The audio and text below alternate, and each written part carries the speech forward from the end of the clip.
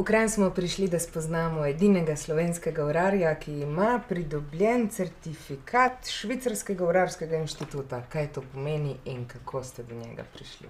Pomeni pač, da sem dal skozi izobraževanje v 3 smereh, tako na popravilu rednih servisnih ur, kot izdelavi teh urnih elementov in restauriranju teh bolj antičnih ur in ur s komplikacijami. Pa spada ta poklic med bolj spoštovane poklice, oziroma mogoče, če se dotaknemo teme, bolj finančno dobrodošle poklice. Je to poklic, ki prinaša denar? Ja, zdaj, če mojega očeta vprašate, včasih je bil urar zelo spoštovan. Zdaj pa spet počasi prehajamo v to dobo. Ja, ste kar mlad za urarskega mojstra. Ja, hvala na komplimentu. Mislim, da je kar velika perspektiva v našem poklicu, še posebej za mlade, ker potreba na trgu je velika, ur, ki rabijo neko redno vzdrževanje, je veliko. In tudi plača se mi zdi, da je primerna. Kot nek mladi zbiratelj ur se težko odločam med mehanskimi in urami na baterijo. In to sem vedno hotel vprašati, katere ure so v današnjem času bolj popularizirane? Trend je mehanskih ur. Pa ne samo, da je trend, ampak vrača se ta tradicija nazaj teh mehanskih ur, ker v bistvu to je neke vrste mala umetnost noter. Vso to delovanje teh minih koles, vzvodov, da je to lepo sinhroniziran, pa da na koncu pokaže čas, pa še kakšno funkcijo zraven, ker se to poglobiš, vidiš, da v bistvu je umetnost, ki je vredna spoštovanja. Tako da glede na to, da se vrnem na vprašanje, mogoče dokler si mlad, je bolj ekonomično imeti na baterije. Ker pač ure, mehanske ure, kot vsaka ura v bistvu rabi neko svoje vzdrževanje. Kot en redni pregled. Redni servis, tako kot avto peljete, zamenjate olje, rabi tudi ura menjava olja. Na koliko kilometrov? To je zdaj zanimivo. Ja, pri avtih se to meri na kilometre, pri urah pa tako nekako na časovno obdobje. Ja, lahko se tudi šteje, koliko tik-takov ima, ampak rečemo tam na 4-5 let. Če si kot dober gospodar, potem jo pač prineseš urarjo. Ampak običajno ljudje najbrž jo prinesejo takrat, ko je že v okvari. Takrat, ko je ura v okvari. Pa mi lahko to uro malo obrnemo, mogoče malo pogledamo. Ja, to je pač ena izmed ur, ki je prišla pač v reden servis. Zdaj pač uro treba komplet razstaviti. Treba vzeti mehanizem ven iz ure. To so dolgotrajni procesi, mislim, koliko ponavadi potrebujete za obnovitev take ure oziroma za tak redni servis?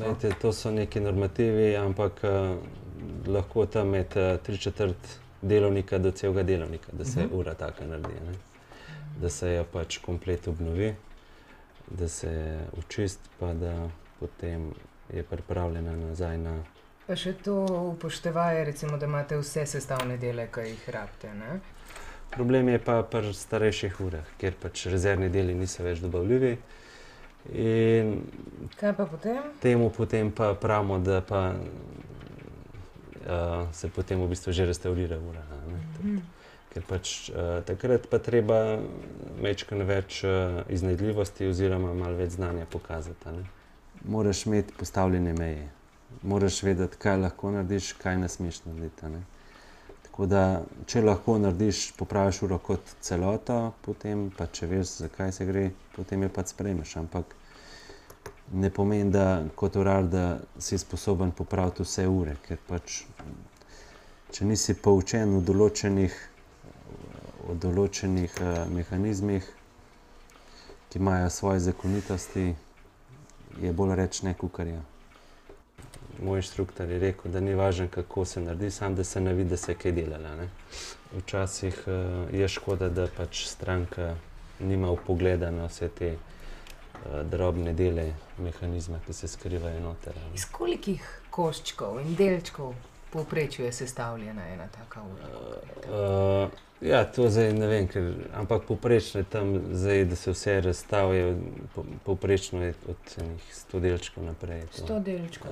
Da res vse razstaviš. Kaj je pa najmanjši kos, ki jo ima v sebi? Ja, zdaj odvisno od ure do ure. Pač manjši mehanizem je, manjši kosi so noter. Jaz sem bral nekje, da je dosti ur teh, ki imajo prestižno ceno, tudi ročno narejenih. Večina ur je ročno potem sestavljenih. Določeni mehanizmi so pač neke strojne operacije, ampak pretežno vse ročno sestavljeno. Nazaj. To je enih majhnih, zanimivih stvarčic, ki jih v življenju... Pa se ti si najbolj rad sestavljal tiste igračke iz Kinder jajčka.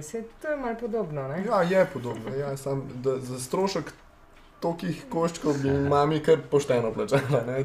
Pa časa, pa ljubezni, ne? Urarji imamo to srečo, da smo lahko večni otroci, ker se pač celo življenje igramo. Razstavljamo. Koliko se dejansko lahko tega poklica človek nauči v šoli? Ali mora dolga leta biti pri kakem mojstru v delavnici in praksa? Jaz mislim, da za začetek je potrebno normalno neko osnovno znanje, ki se ga pridobi v šoli. Drugač pa tle samo kilometrina naredi svoje. Tako da rabaš imeti dobrega majstra, da ti poda neko znanje, pa veliko lastne volje po raziskovanju. Tako da pravijo, da za dobrega urarja rabaš enih 10 let prakse, da lahko potem samostojno kreneš na pot. Moja poklicna pot se je začela v očetovi urarski delavnici, kjer se je razvila ta ljubezen do tega poklica. Tako da sem že od mladih nog vedel, kaj hočem postati. In to sem postal in danes še z veseljem opravljam to, kar delam. In tudi priporočam mlajši generaciji, da probajo. Super dan je bil danes, ne? Res. Jaz sem imela profila. Tudi jaz. Ampak počasi ga je treba končati, oziroma zaključiti. Lepo bodi, se vidva. Slišva še prej. Noč. Čau.